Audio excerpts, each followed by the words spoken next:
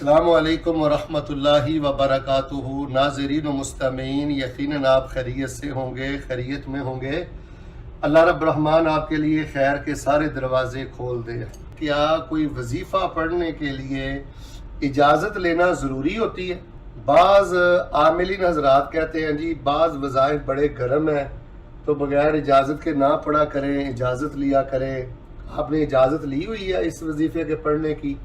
تو اس سلسلے میں ہم یہ سمجھتے ہیں کہ ایسی باتیں نہیں کرنی چاہیے۔ یہ جو رسمی یا کہہ لیں کہ پیسے روپے بٹورنے کے لیے جو ایک عجیب و غریب صورتحال بعض عاملین حضرات نے بنا رکھی ہے، ایسی بات نہیں ہے۔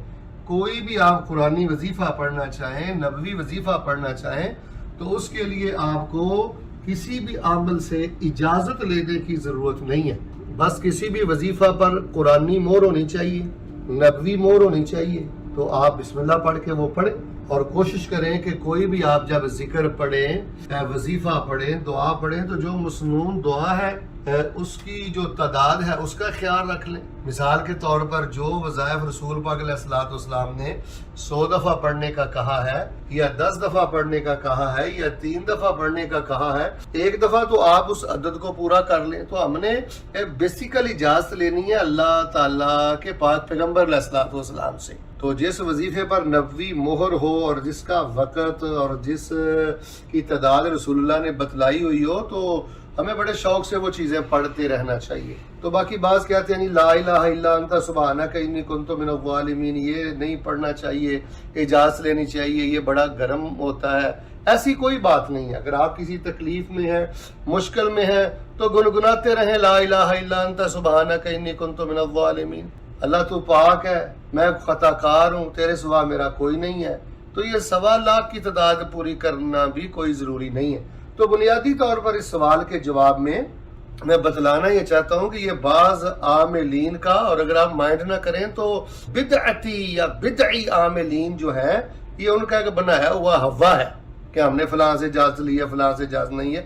ہر وہ وظیفہ اور ذکر آپ کر سکتے ہیں کہ جس میں شرک نہ ہو یا اس کا کوئی طور طریقہ بدعی نہ ہو، قرآن کے قریب ہو، سنت کے قریب ہو، قرآن میں موجود ہو، سنت میں موجود ہو، تو آپ چلتے پھرتے بیٹھتے اڑتے کہیں سے کوئی ذکر بھی پڑھ سکتے ہیں۔ اس کے لیے موجودہ دور میں کسی مفتی سے یا عامل سے اجازت لینے کی ضرورت نہیں ہے۔ ہاں البتہ یہ ہے کہ اگر آپ کسی خاص تکلیف میں ہیں تو کسی باعمل عالم دین سے آپ مشورہ کر سکتے ہیں کہ میری یہ کنڈیشن ہے تو اس کنڈیشن میں مجھے بتائیں میں کیا پڑھوں۔ مثال کے طور پہ مالی طور پہ پرابلم ہے تو یہ تو ہو سکتا ہے کہ کوئی عالم آپ کو بتا دے کہ رزق کی وسعت کے لیے آپ یہ وظیفہ پڑھیں۔ بیماری کی حالت میں ہے، آپ کسی عالم سے مشورہ کر لیں، وہ آپ کو بتا دے کہ بیماری سے نجات پانے کے لیے آپ یہ وظیفہ پڑھیں، یہ تو درست ہے۔ مشاورت ہو سکتی ہے اپنی کیفیت میں کسی وظیفے کو انتخاب کرنے کے معاملے میں۔ باقی آپ انشاءاللہ قرآنی وظائف پڑھیں، نبوی وظائف پڑھیں، ذکر سے جڑ جائیں، ذکر ہی زندگی ہے، اور ذاکرین ہی کل قیامت والے دن بلند درجات پر فائز ہوں گے۔ بس سنت کا خیال کریں اور نبوی اور قرآنی وظائف اور اذکار کو زیادہ یاد کریں۔ جو الفاظ اور جو حروف نبی پاک علیہ الصلوۃ والسلام کے پاک لبوں کو چھو کر آئے ہیں ان کی برکت کو کوئی وظیفہ نہیں پہنچ سکتا۔ صبح کے اذکار پڑھیں، شام کے پڑھیں، رات کے پڑھیں، اور یہ جو بعض عاملین نے ڈرایا ہوا ہے، ہوا دیا ہوا ہے، اس سے آپ کو بلیک میل ہونے کی ضرورت نہیں ہے، پریشان ہونے کی ضرورت نہیں ہے، کہیں سے کوئی اجازت لینے کی ضرورت نہیں ہے۔